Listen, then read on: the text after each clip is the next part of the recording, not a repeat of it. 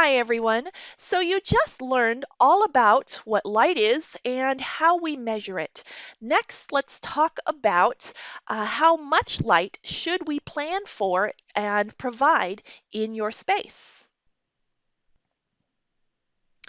Tying this back to our conversation about lighting design and providing a quality lighting environment for our users, it turns out that just putting a uniform or blanket distribution of light in a space often wastes energy.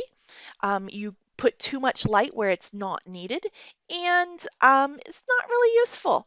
So, the recommendation for a quality lighting design is to provide effective lighting for specific tasks where it's needed.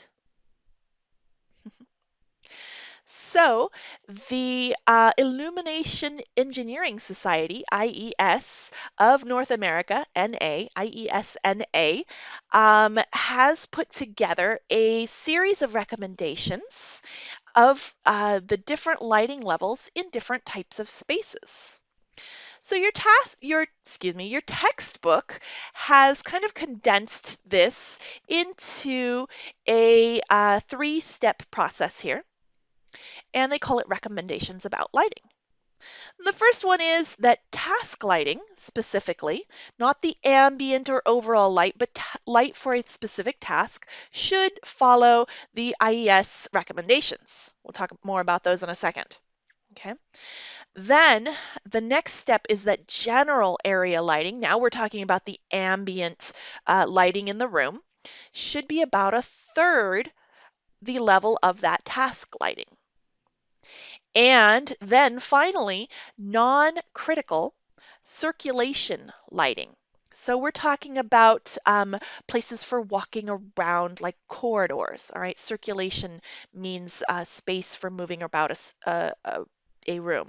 Okay, so non-critical circulation lighting should be about a third of that general area lighting. So you start with your task lighting, cut that down to a third. There's your general area lighting, and cut that again down to a third, and you get your non-critical circulation lighting. So let's talk about those IES guidelines or recommendations for specific tasks. They publish a pamphlet or a booklet or a list, basically, of many, many, many different spaces and different tasks and the recommended lighting level for each.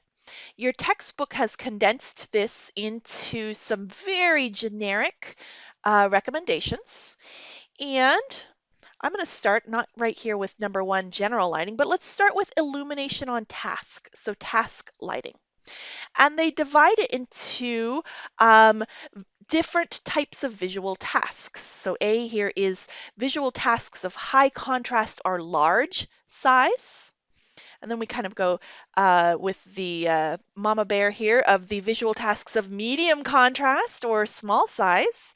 And finally, we've got the very critical tasks that might have low contrast or they're very small size, or also maybe they're prolonged. They're a long task. Right?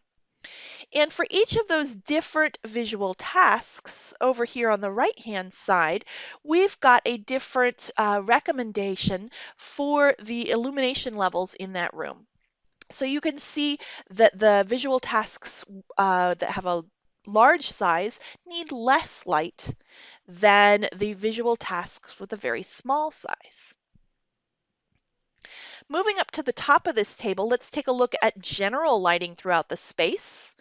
And they've got it broken down into a couple of categories of general, overall, or ambient lighting. And they are for public spaces with dark surroundings. Remember that contrast issue. All right. Simple orientation, short temporary visits.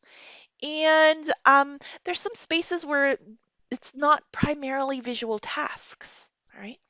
And so you can see by the recommended lighting levels, they are much, much lower than the task illumination recommendations. Now, in lieu of the IES recommendations, which again is a very long list, I've placed in your module an article, it's called Recommended Lighting Levels in Buildings, that has kind of an abbreviated list of the different room types and or tasks that might be in a room and their recommended lighting levels. So make sure to take a look at that and use it as a resource. One thing you'll see with these IES recommended illuminance levels is that there's often a range given for a recommendation and not just one target number. Why is that? Well, it turns out that even with a very specific task, it's often broken down into subtasks. Maybe your task is office work, but you've got several different things that you do in that subcategory, all right, which require different amounts of light.